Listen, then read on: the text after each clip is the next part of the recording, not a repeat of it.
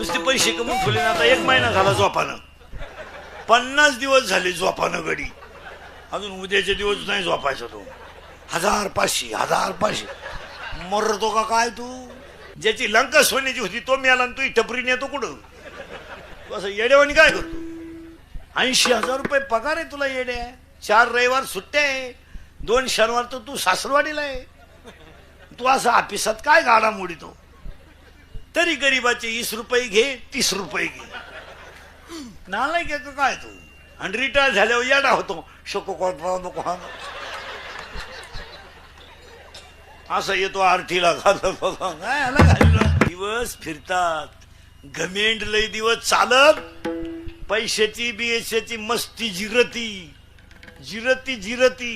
9,000चा बोकड्या देवाला कापितो. आणि देवाला काय वाहतो माहिती का? खुर. आणि ही लोक खुर देवाला का वाहतात माहिती का महाराज? ते शिजत नाहीत.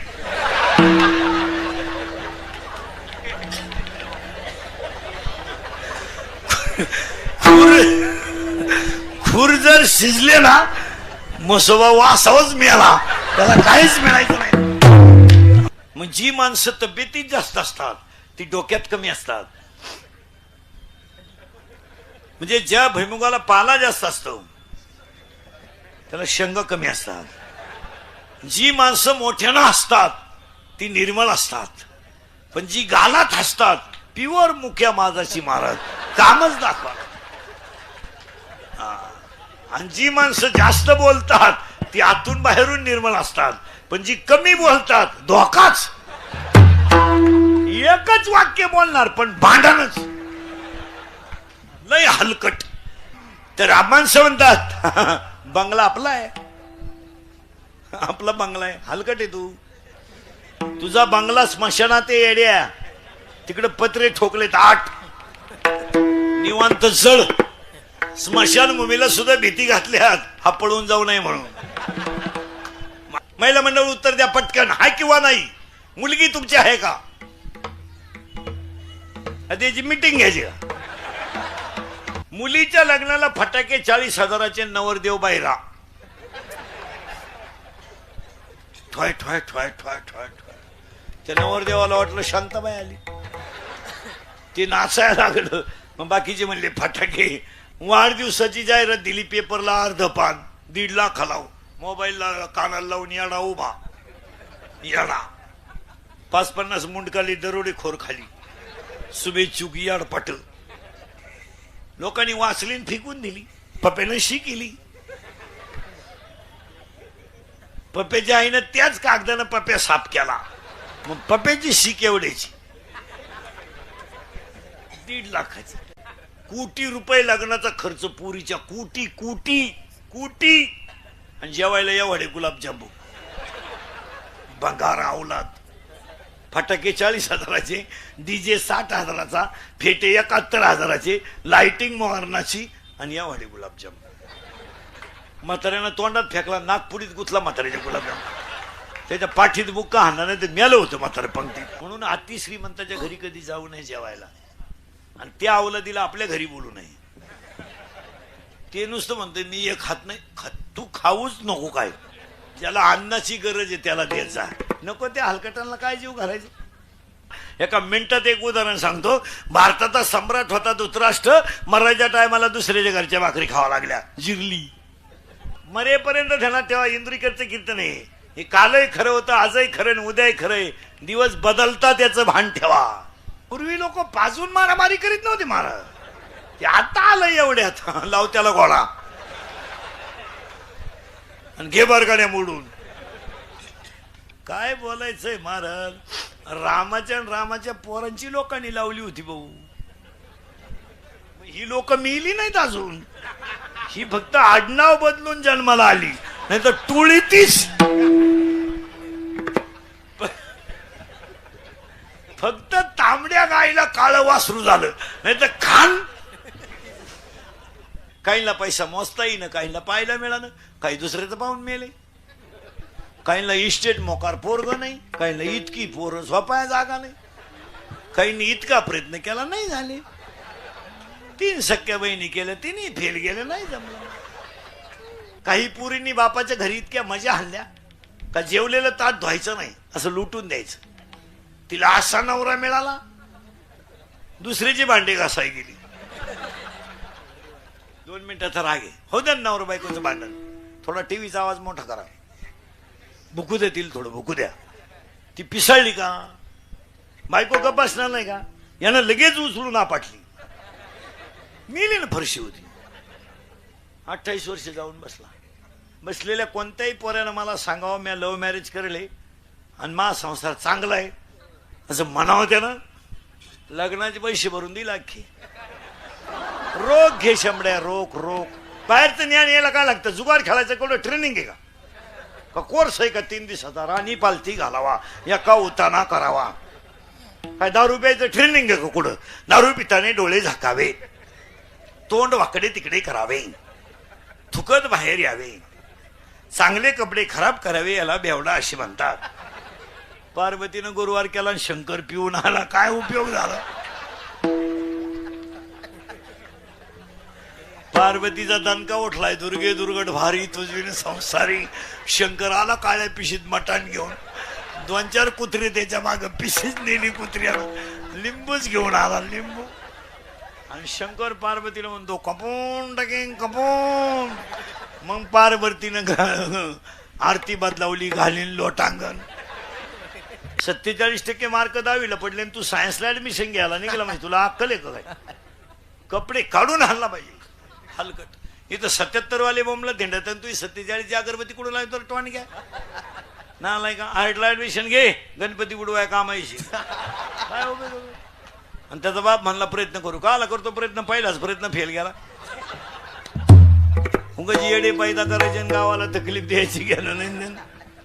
आणि त्याची आई म्हणते असू दे 47, त्यांना तेही नव्हते, ते तर कधी 35च्या पुढे गेलेच नाही, जाणारच नाही ना बाई. येडे पैदा करायचे, येताना आईला त्रास, शाळेत गुरुजीला त्रास, लगीन केलं सासरवाडीला त्रास, मेला कावळ्याला त्रास, काय उपयोग. आता पहिले 3 प्रश्न तुम्हाला आहे महिला मंडळ. तुम्हाला 5 गुरुवार झाले यावर्षी आणि देवी प्रसन्न झाली, होणार नाही पण झाली. आता नीट ऐका बरं का महिला मंडळ सगळ्या. आणि देवी तुम्हाला म्हणायला लागली, बोल भक्तीनबाई बोल. देवी बोलत बरं का तुमच्याशी, आता मी नाही बोलत. आता देवी काय म्हणते ऐका, बोल भक्तीनबाई बोल. तू 5 गुरुवार अतिशय चांगले केले, एकाही गुरुवार तू नवऱ्याच्या पाया पडली नाही,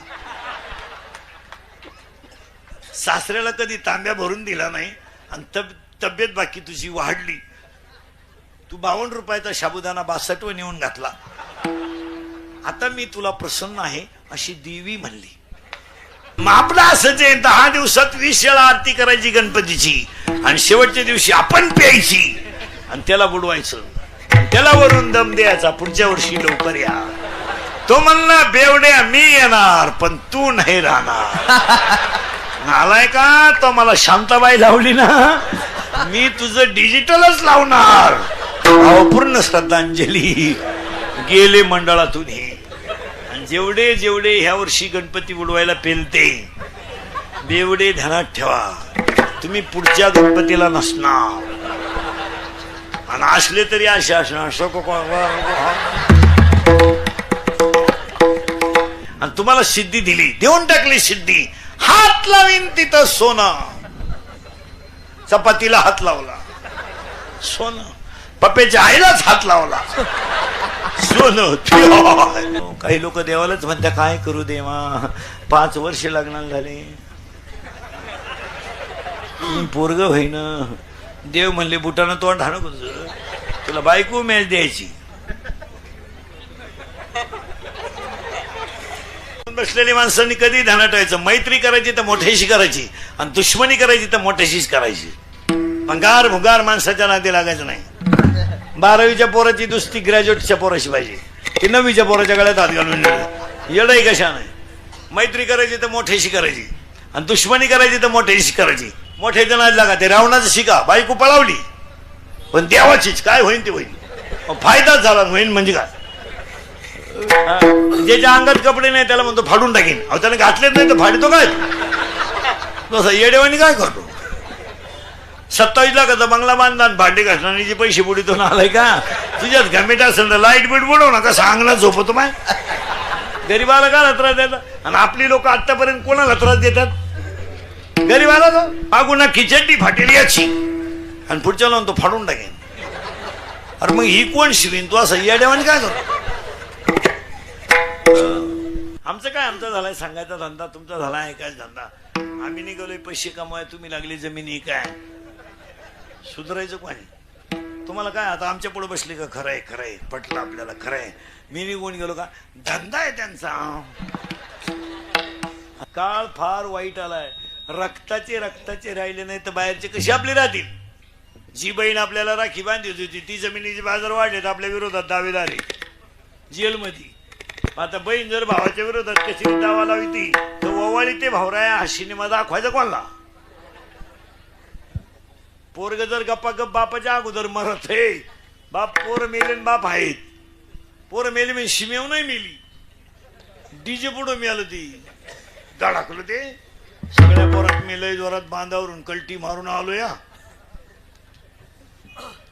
मिळालं ती. अजून 5 वर्ष नाही दावे बिवे सुद्धा बंद होणार. बापाचा दावा सुद्धा घालणार नाही लोक. दावा सुद्धा उगता देणार लोक बामणाला. पॅकेज कावळाय तू चांग, भातही तू शिजव आणि चमनही तूच कर.